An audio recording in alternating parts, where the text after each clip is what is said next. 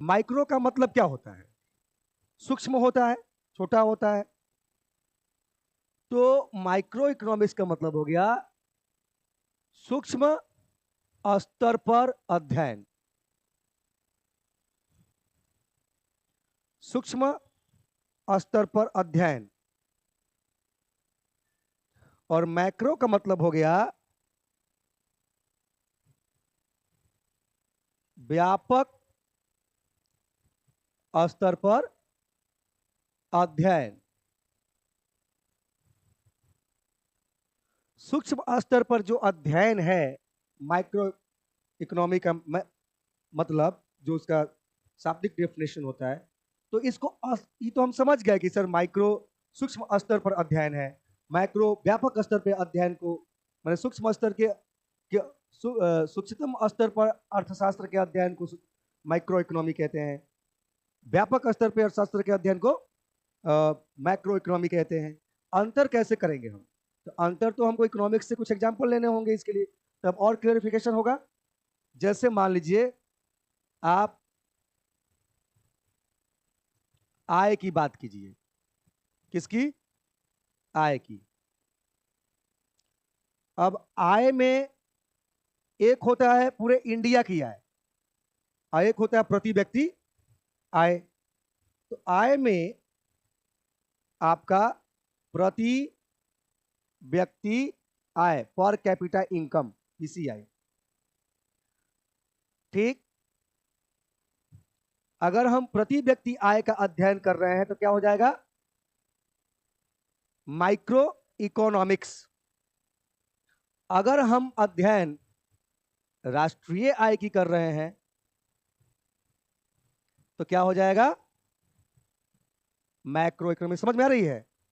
Personal आय की बात करेंगे, पर कैपिटा इनकम की बात करेंगे तो सूक्ष्म माइक्रो इकोनॉमिक्स का वो अंतर्गत चैप्टर आ जाएगा।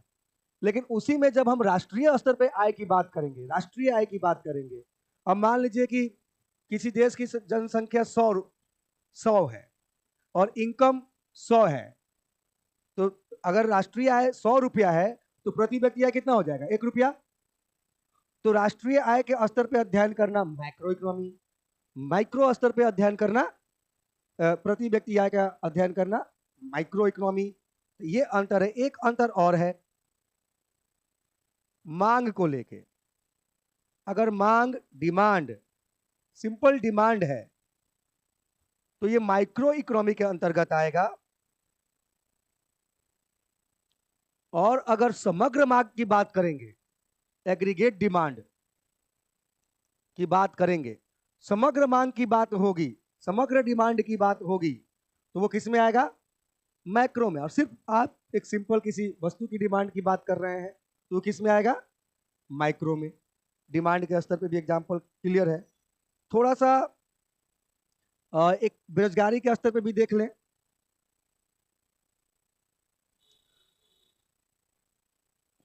आप जब बेरोजगारी की बात करते हैं, जब आप कहते हैं ना कि भारत में बेरोजगारी बढ़ गया है भाई, कहां पे? जब आप कहते हैं कि भारत में बेरोजगारी बढ़ गया है तो ये बात आप मैक्रो इकोनॉमिक्स के अंतर्गत कह रहे हैं, समष्टि अर्थशास्त्र के अंतर्गत कह रहे हैं। लेकिन जब आप ये कहते हैं आईटी सेक्टर में आजकल ना स्थिति सही नहीं है, बड़ी छटैया चालू है, तो आप एक खास सेक्टर में बेरोजगारी की बात कर रहे हैं, तो ये हो जाएगा माइक्रो इकोनॉमी, व्यष्टि अर्थशास्त्र की बात हो जाएगी। बात समझ में आ रही है? तो अगर हम बेरोजगारी की बात करेंगे तो हम माइक्रो इकोनॉमिक्स में क्या कहेंगे? आईटी सेक्टर में बेरोजगारी। तो जो आईटी सेक्टर में बेरोजगारी की बात होगी तो ये हो गया आपका माइक्रो इकोनॉमिक्स। और अगर हम भारत में बेरोजगारी की बात करेंगे,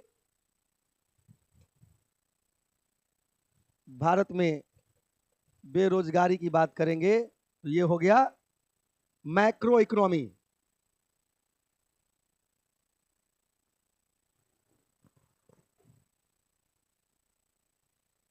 भारत में बेरोजगारी है तो कोनो कोनो सेक्टरे में ना होगा, सेक्टर वाइज अध्ययन कर रहे हैं तो माइक्रो इकोनॉमिक्स, और पूरा ओवरऑल कर रहे हैं तो मैक्रो इकोनॉमिक्स।